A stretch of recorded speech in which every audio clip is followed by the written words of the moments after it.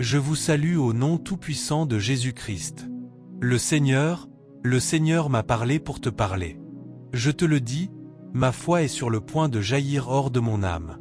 J'ai une parole pour toi concernant ton avenir, une parole puissante concernant tes finances et la protection. Je veux que tu arrêtes tout ce que tu fais et que tu t'assoies simplement pour écouter pendant seulement une demi-heure. Je veux toute ton attention pendant une demi-heure, en tant que mon partenaire et mon ami. Ce que le Seigneur m'a donné pour toi va changer ton avenir. Laissons le Seigneur le faire.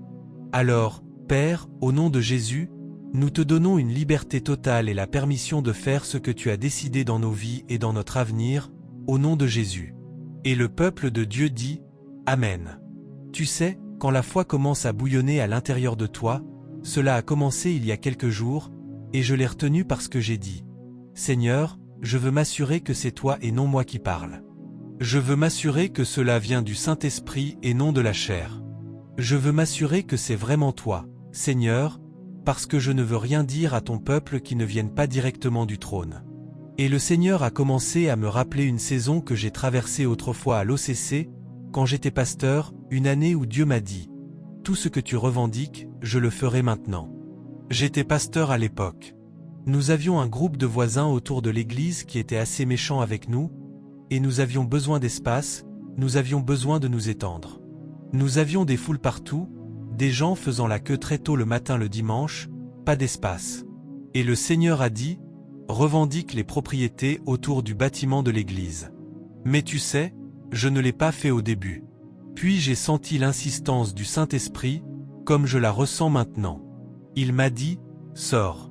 Et je ne voulais vraiment pas sortir le jour pour que les gens me voient, mais Dieu a dit, sors et revendique, marche sur les terres que je te donne, exactement ce qu'il a dit à Josué dans la Bible. Il a dit à Josué, tout ce sur quoi tu marcheras, je te le donnerai. Maintenant, comment marchons-nous? Nous marchons non seulement en le déclarant, mais nous devons faire quelque chose. Tu vois. Alors je sortais la nuit, j'emmenais parfois certains de mes pasteurs avec moi, et nous commencions à poser les mains sur les maisons autour de la propriété. Et je le faisais la nuit pour que personne ne me voie. Chaque maison sur laquelle nous posions les mains, chaque maison que nous revendiquions, est devenue la nôtre dans l'année. Ma foi jaillissait hors de mon âme comme c'est le cas maintenant pour toi. Tu sais, cela n'arrive pas tout le temps, cela n'arrive pas chaque année, mais tu le sais quand c'est Dieu.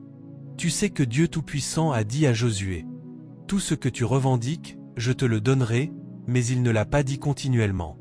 Il l'a dit une seule fois. Il a dit, « Quand tu entreras dans la terre promise, tout ce sur quoi tu marcheras, je te le donnerai. » Puis il a fait cette déclaration étonnante. Il a dit, « Lutte dans le combat. » Autrement dit, ce n'est pas quelque chose qui arrive du jour au lendemain. C'est quelque chose que tu dois frapper et frapper et frapper et frapper jusqu'à ce que cela tombe. Jésus a dit, le Seigneur Jésus a dit que seuls les violents, seulement par la force, peuvent s'emparer des promesses de Dieu. Rien ne nous appartient facilement, cela devient à nous lorsque nous luttons pour cela, lorsque nous le revendiquons dans le Saint-Esprit. Maintenant, pense aux paroles, à la puissance des paroles. Comment ont-ils revendiqué? Eh bien, deux choses se sont produites dans la vie des prophètes. Sais-tu ce que signifie le nom Abraham? Abraham signifie Père des nations. Pense à ceci, chaque fois qu'il se présentait, il disait, « Moi, le Père des nations. » Bonjour, bonjour, moi, le Père des nations. Pourquoi Dieu a-t-il changé son nom d'Abraham en Abraham? Parce que son nom est devenu la promesse. Son nom, chaque fois qu'il le prononçait, il prononçait la promesse. Abraham, le Père des multitudes, je suis. Chaque fois qu'il parlait, il disait, « Je suis le Père des multitudes. » Bonjour. Et quel est le nom d'Isaac? Le rire. Bonjour, je suis le rire.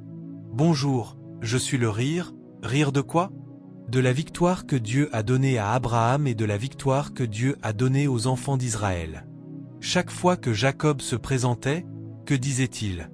Bonjour, je suis le prince, parce que c'est ce que son nom était devenu. Souviens-toi que Dieu a changé son nom en Israël. Ainsi, Jacob devient le prince, Jacob devient Israël. Et chaque fois qu'il disait « Bonjour, je suis Israël », il disait « bonjour, je suis le prince. L'homme qui était Jacob devient maintenant le prince Israël. Ainsi, quand il se présentait, il ne disait plus « Je suis le trompeur », il disait « Je suis le prince ». Son nom déclarait la promesse de Dieu pour lui et à travers lui. Et qu'en est-il du Seigneur lui-même? Je suis Jésus, je suis le salut. Chaque fois que le Seigneur parlait, il déclarait qui il était. Ou Pierre, bonjour, je suis le rocher. Pourquoi Dieu a-t-il fait cela? Parce que, tu vois, les paroles sont puissantes. Les paroles sont puissantes dans les deux royaumes. Pense d'abord à Dieu Tout-Puissant créant le monde avec quoi? Avec des paroles. Tout ce qu'il avait, c'était des paroles. Que la lumière soit, que la terre produise. Tu penses à Dieu Tout-Puissant disant aux enfants d'Israël dans Nombre 14 verset 28. Dis-leur, aussi vrai que je suis vivant, dit l'Éternel, je vous ferai ce que vous avez dit à mes oreilles. Ce que vous prononcez, je le ferai maintenant. Cela n'arrive pas tout le temps, cela arrive dans des saisons de foi, comme celle dans laquelle nous sommes maintenant. Quand Dieu m'a parlé autrefois, quand j'étais à l'OCC, il a parlé pendant une année et il a dit « Tout ce que tu déclares, je le ferai. » Et ma foi s'est élevée. Alors tu parles seulement quand Dieu dit de le faire. Tu ne parles pas quand tu dis « Oh, tu sais quoi, je veux ceci, laisse-moi le déclarer. » Ah, cela ne va pas fonctionner. Le logo doit devenir Réma. Cela devient Réma quand Dieu dit « Parle ». Alors c'est par l'esprit, ce n'est plus par la chair. Quand le Seigneur m'a dit « Parle » et que j'ai parlé, cela s'est produit. Je te dis que cela se produit de nouveau maintenant. Je prie que Dieu Tout-Puissant attise ta foi pendant que je te parle. Laisse-moi te parler du royaume satanique, du royaume de Satan. Qu'est-ce que Satan possède? Des paroles. Les paroles sont ses armes. Pense à ceci un instant. Qu'a-t-il utilisé contre Ève? Des paroles. Il a dit. Dieu a-t-il réellement dit? Il a commencé à construire le doute en elle avec des paroles. Il est venu tenter le Seigneur avec quoi? Des paroles. Les paroles sont l'arme de l'ennemi, mais les paroles sont aussi notre arme contre lui. La vie et la mort sont au pouvoir de ta langue. Pense à ce que cela signifie. La vie et la mort sont au pouvoir de tes paroles. Pense à Karl Marx. Qu'avait-il? C'était satanique, cet homme qui prêchait qu'il n'y a pas de Dieu, l'homme qui déclarait ne pas croire en Dieu et se disait athée, l'homme qui a littéralement semé la semence du communisme. Qu'avait-il? Il n'a pas gagné avec une arme à feu, il n'a pas gagné avec une arme physique. Il a gagné avec des paroles pour le diable.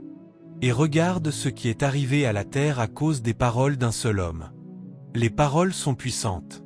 Là, nous voyons la mort, la vie et la mort. Ta bouche est capable de libérer la vie ou de libérer la mort. Cela dépend de ce que tu dis, cela dépend de qui tu es. Si tu es un enfant de Dieu, tu parleras la vie. Si tu n'es pas un enfant de Dieu, tu parleras la mort. Mais la Bible rend cela très clair.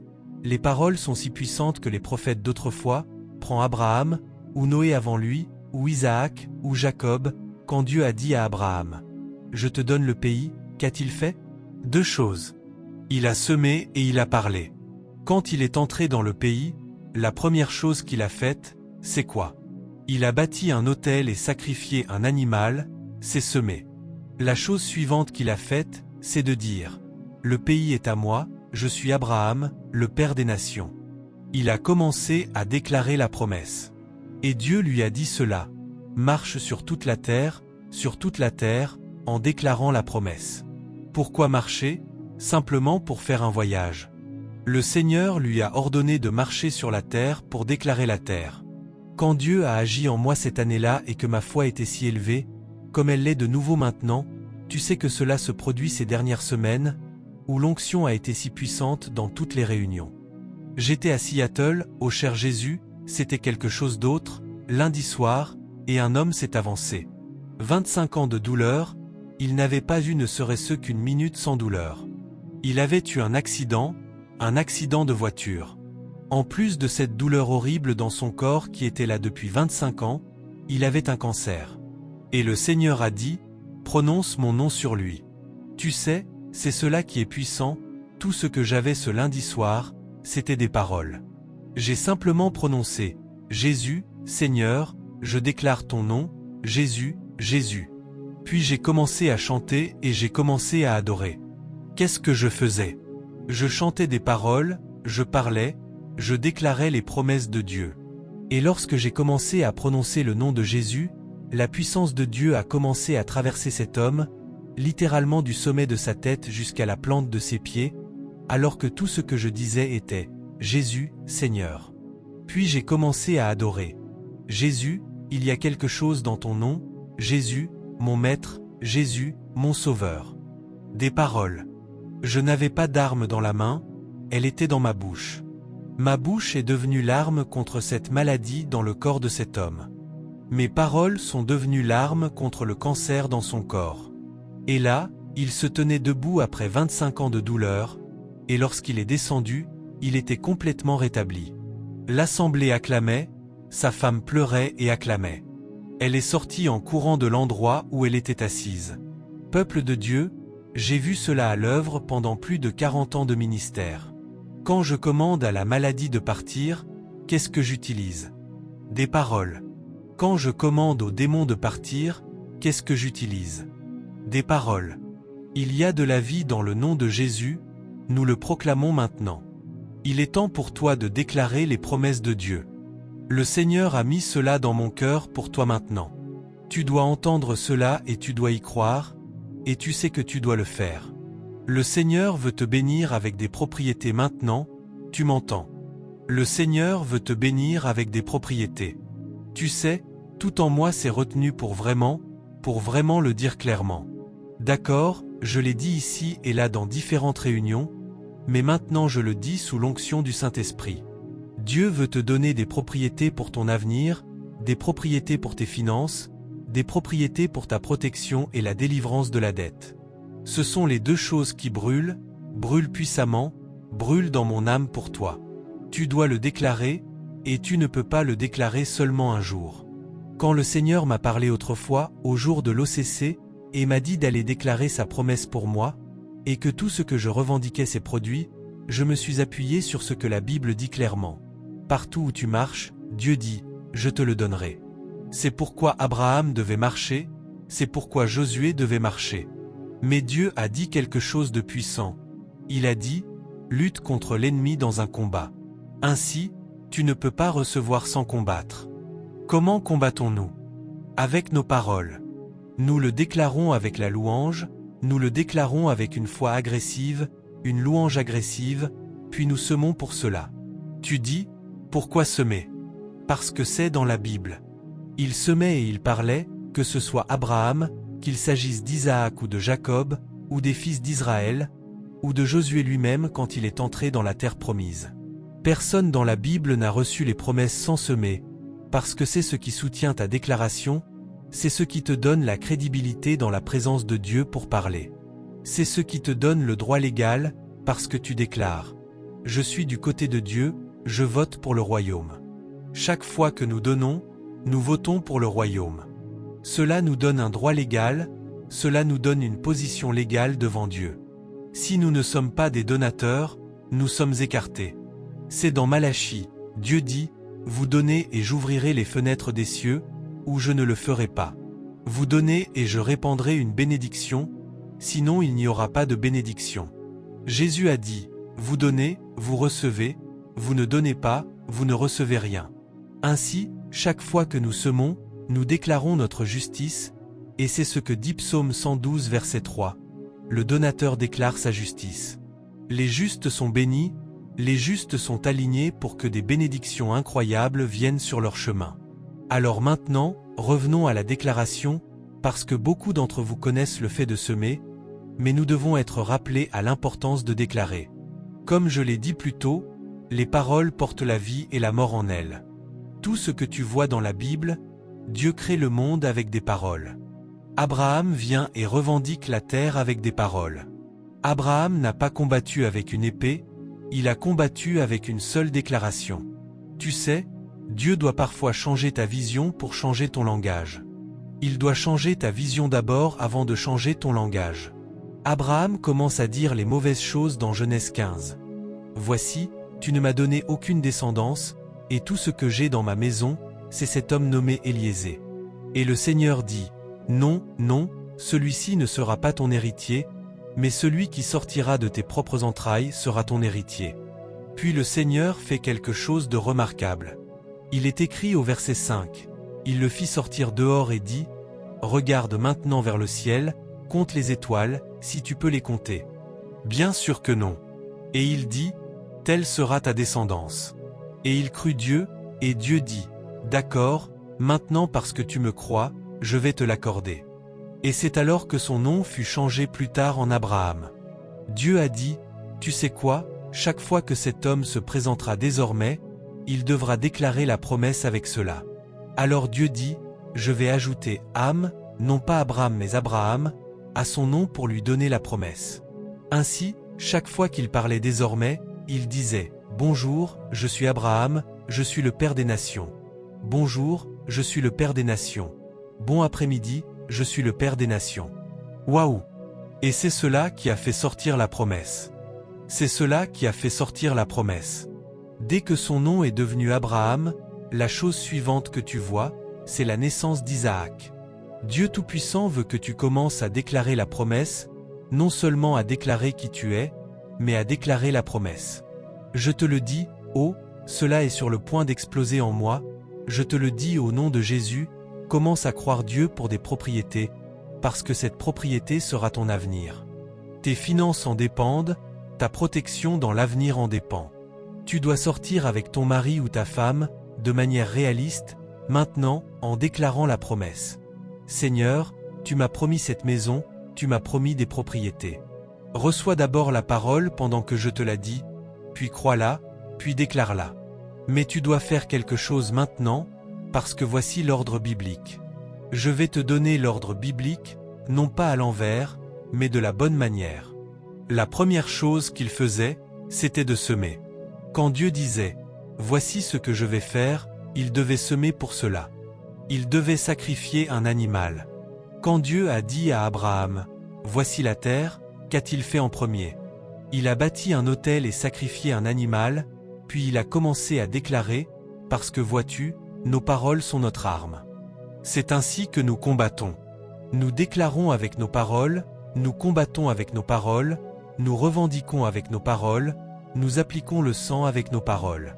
Tout ce que nous faisons, nous le faisons avec des paroles, et alors il y a la vie. Je veux que tu le déclares pendant 1 an. Tu dis, pourquoi 1 an? Je vais te dire pourquoi. Parce que ce n'est pas quelque chose qui arrive facilement, c'est quelque chose qui se construit à l'intérieur de toi. Et plus tu le fais, plus tu y crois, plus tu le déclares, plus ta foi pour cela devient forte. C'est comme frapper et frapper et frapper, c'est de cela que la violence parle. Qu'a dit Jésus? Les violents s'en emparent par la force. Eh bien, la force signifie des attaques répétées. Frapper et frapper et frapper et frapper jusqu'à ce que les murs tombent.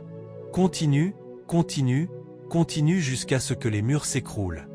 C'est pourquoi Dieu a fait faire aux fils d'Israël, aux enfants d'Israël, le tour des murailles de Jéricho plus d'une fois, chaque matin, puis, le dernier jour, 7 fois. Pourquoi Dieu a-t-il fait cela? Parce que c'est ainsi qu'il agit. C'est une attaque, une attaque, une attaque dans l'esprit, non pas physiquement, c'est une guerre spirituelle. Les paroles deviennent notre arme. Nous le déclarons.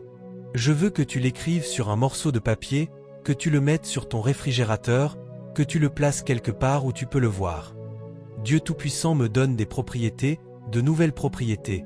Dieu Tout-Puissant me fait sortir de la dette. Tu dois faire cela. Je l'ai fait avec notre église autrefois à Orlando, pendant 6 mois, avant même que les gens commencent à y croire, et ensuite les choses ont commencé à se produire. Dieu a commencé à les bénir, des bénédictions financières ont commencé à venir, parce que tout est une question de foi. Cela n'a rien à voir avec nos sentiments, cela a à voir avec notre foi. Parce que plus tu le déclares, plus le fondement devient solide. Plus tu le déclares, plus la foi commence à souffler, commence à couler, commence à jaillir, commence à bouillir à l'intérieur de ton cœur. Plus tu déclares, puis tu sèmes, et tu sèmes, et tu déclares, et tu déclares, et tu sèmes, et tu sèmes, et tu déclares. C'est ce que j'ai fait. C'est exactement ce que j'ai fait, et je le fais encore aujourd'hui. Je le fais maintenant. Ce que tu sèmes va remuer ta foi suffisamment pour la fortifier, pour placer une exigence sur elle, puis tu le fais. Tu peux le faire chaque semaine, tu peux le faire chaque mois, mais tu dois continuer à semer pendant un an. C'est ce que j'ai fait. C'est ce que Dieu me commande de faire de nouveau pour ma vie personnelle, pour Suzanne, pour mes enfants, pour mes petits-enfants. Chaque fois que je donne maintenant, je déclare des propriétés, de nouvelles propriétés, parce que quelque chose de mauvais arrive dans ce monde, quelque chose de désastreux est sur le point d'arriver là-dehors. Mais pas dans le corps de Christ, pas pour ceux qui marchent dans l'esprit et qui marchent par la foi et non par la vue. Commençons à croire Dieu, commençons à croire sa parole. Il a dit à Josué, « Partout où tu marcheras, je te le donnerai. Ce que tu déclares, je te le donnerai. » Dieu le refait encore. Ô cher Jésus, je sens la foi de Dieu s'élever dans mon âme pour cela, même pendant que je te parle. Je le sens, je le crois, je le perçois, cela est sur moi. Allons-y, nous prions maintenant. Père, au nom de Jésus, chaque personne qui saisit cela maintenant avec moi, chaque personne qui déclare de nouvelles propriétés et l'annulation des dettes, Seigneur, que cette foi se lève en eux maintenant, que cette foi se lève avec puissance au nom de Jésus. Que cette foi du Saint-Esprit soit multipliée chaque jour, augmentant chaque jour. Que les miracles commencent chaque jour au nom de Jésus.